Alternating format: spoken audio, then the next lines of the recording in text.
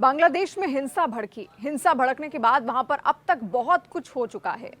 नई सरकार आ गई, नई सरकार में नए प्रधानमंत्री चुन लिए गए, लेकिन अब जो वहां पर हो रहा है उसके बाद ऐसा लग रहा है कि बांग्लादेश अपने ही पैर पर कुल्हाड़ी मार रहा है। ऐसा क्यों, अब आप यहां पर समझिए। लेकिन उससे पहले अगर तमाम न्यूज अपडेट्स के लिए आपने न्यूज 18 इंडिया के यूट्यूब चैनल को सब्सक्राइब नहीं किया है तो चैनल को सब्सक्राइब कर दीजिए और बेल आइकन दबाना ना भूलिएगा। मोहम्मद यूनुस के नेतृत्व वाली बांग्लादेश की अंतरिम सरकार भारत के साथ हाल में किए गए सहमति पत्रों यानी कि MOU की समीक्षा कर सकती है। बांग्लादेश के विदेश मंत्री तौहीद हुसैन ने रविवार को कहा कि नोबेल पुरस्कार विजेता मोहम्मद यूनुस की अगुवाई वाली बांग्लादेश की अंतरिम सरकार भारत के साथ दस्तखत किए गए MOU की समीक्षा कर सकती है। अगर उन्हें देश के लिए लाभकारी नहीं माना जाता है तो इन MOU को रद्द किया जा सकता है। अगर ऐसा हुआ तो ये बांग्लादेश सरकार का खुद ही अपने पैरों पर कुल्हाड़ी मारने के बराबर होगा। बहरहाल केंद्र सरकार के सूत्रों के मुताबिक इन सहमति पत्रों की समीक्षा के बारे में कोई आधिकारिक सूचना अब तक नहीं मिली है। पीएम नरेंद्र मोदी और बांग्लादेश के तत्कालीन पीएम शेख हसीना के बीच 22 जून 2024 को 10 समझौतों पर हस्ताक्षर किए गए।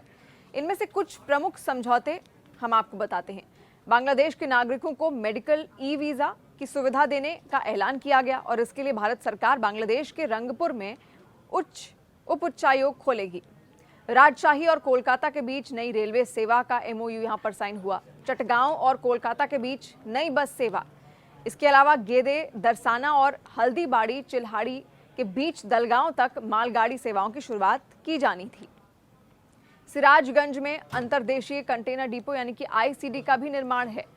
इसके अलावा भारतीय ग्रिड के जरिए नेपाल से बांग्लादेश को 40 मेगावाट बिजली का निर्यात है, उसको लेकर भी MOU साइन हुआ था। गंगा जल संधि के नवीनीकरण पर चर्चा के लिए संयुक्त तकनीकी समिति का गठन भी होना यहां पर है और तीस्ता नदी के जल बंटवारे पर चर्चा के लिए तकनीकी टीम भेजने पर सहमति भी इन MOUs में बनी थी। नई सरकार का शुरुआती चरण, भारत सरकार का मानना यह है कि ये बांग्लादेश में नई सरकार का शुरुआती चरण है और जैसे जैसे समय बीतेगा वो विकसित होंगे और उनका एक नया रूप भी सामने आएगा। सूत्रों ने कहा कि बांग्लादेश की नई सरकार का मानना है कि शेख हसीना भारत के करीब थीं और उन्होंने सहमति पत्रों पर दस्तखत करते समय भारत के लिए अनुकूल व्यवहार किया है।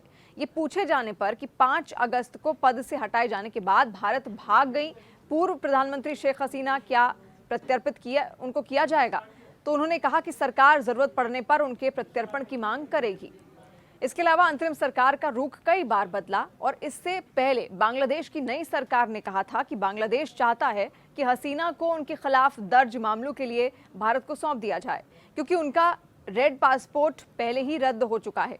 सूत्रों ने यह भी दावा किया कि भारत सरकार हसीना को सौंपने पर तभी विचार करेगी जब उसे ऐसा कोई अनुरोध हासिल होगा। गौरतलब है कि जून 2024 में शेख हसीना की सरकार ने भारत के साथ 10 समझौतों पर ज्ञापनों पर हस्ताक्षर किए, जिनमें से 7 नए थे और 3 का नवीनीकरण किया गया था। शेख हसीना की भारत की 2 दिनों की राजकीय यात्रा के दौरान हैदराबाद हाउस में दोनों देशों के बीच प्रतिनिधिमंडल स्तर की वार्ता के बाद इन समझौतों और ज्ञापनों पर हस्ताक्षर किए गए थे।